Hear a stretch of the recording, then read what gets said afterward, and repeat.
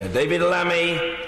Mr. Speaker, the European Union was once just a remarkable dream, a hope that our countries which fought and murdered each other on an industrial scale twice in one century could come together, a refusal to return to extreme nationalism and a determination to prevent more bloody conflicts where tens of millions are killed.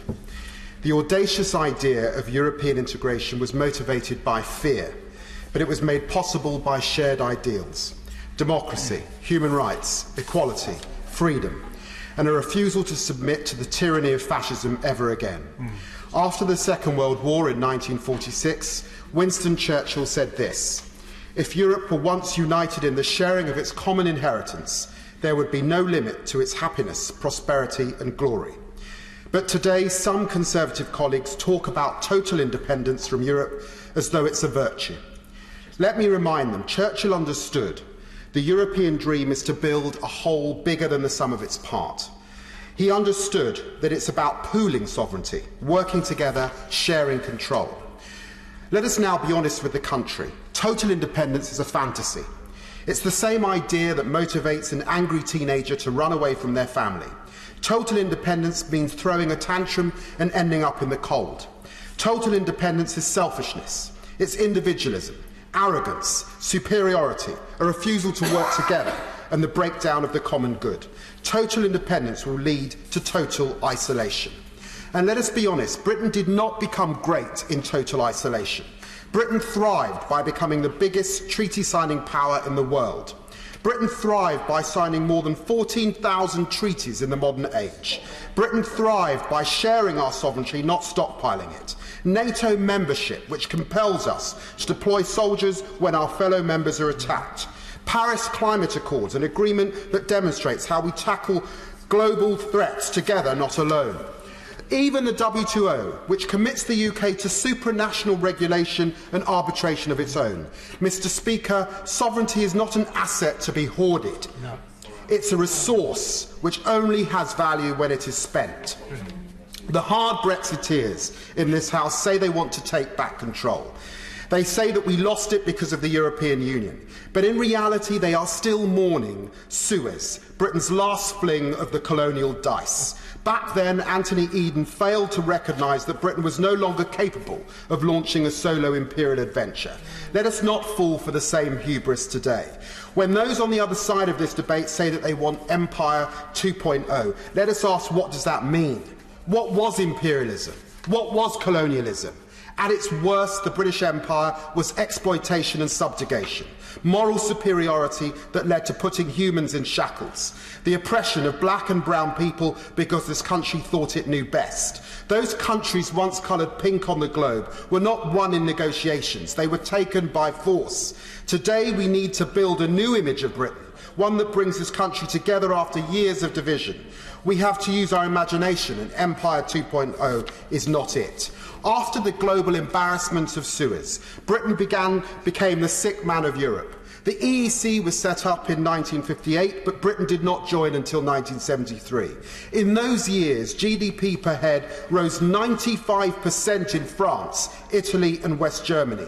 Britain only grew by half that rate. Our industry and economy fell behind. Mr. Speaker, Europe gave post-imperial Britain a chance to regain some wealth and dignity. In the 40 years since our economy grew faster than France, Germany and Italy, we restored our position on the global stage. But it was not only our prosperity that increased. Our allies in the US respected us for our seat at the top table of Europe, and the rest of the world saw us become a confident nation again, a grown-up country prepared to give and take for the greater good.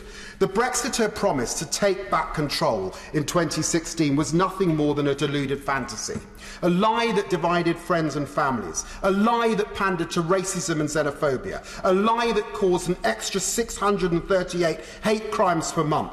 What does it say about the United Kingdom when the UN sends rapporteurs to warn us of increased racism in our country?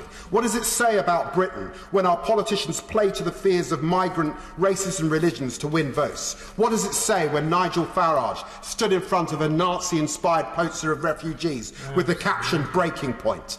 The founder of the Labour Party, Keir Hardie, spoke of the socialism's promise of freedom.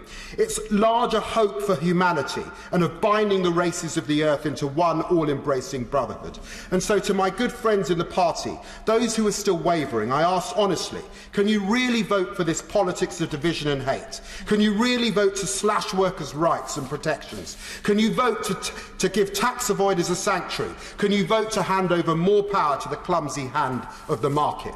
Mr. Speaker, what I'm about to say is not fashionable, but our country's story of renewal through Europe is a story of immigration. We grew as a nation because of free movement. European migrants are not citizens of nowhere or queue jumpers, as the Prime Minister would have us believe. Young, energetic, diverse and willing to pay taxes, EU citizens have given us so much. They have done the jobs that our own would not do. Around 3.8 million now live in Britain. Over their lifetimes they will pay 78,000 more than they take out. But the contribution of European migrants has not been just financial. Our culture, our art, our music, our food has been permanently improved. Theresa May's deal has emerged as a Frankenstein's monster, an ugly beast that no one voted for or wanted. To appease hardliners, the transition period can at most be extended to 2022. This has eradicated our leverage. It's simply not enough time to negotiate a free trade deal. We are now on course for another cliff edge. The deal does not take back control, it gives it away. It surrenders our voting rights in the European Council, the Commission, the Parliament for nothing in return, and for that reason I cannot vote for any form of Brexit, because every form of Brexit is worse for my constituents. Mr. Speaker, Brexit is an historic mistake. It forgets the lessons of Britain's past. It forgets the value of immigrants. It forgets that we cannot build a new empire by force. It forgets that in the modern world our nation will flourish through isolation. Will not flourish through isolation, but connection, cooperation and a new vision for the common good. Brexit forgets why this continent came together after 2 bloody wars. Mr. Speaker, this country is crying out for a second chance. 700,000 people marched on the streets of London. Millions more campaigned online and wrote to their MPs. They are asking for one thing, an opportunity to right the wrong of 2016, another shot at the imperfect but audacious European dream.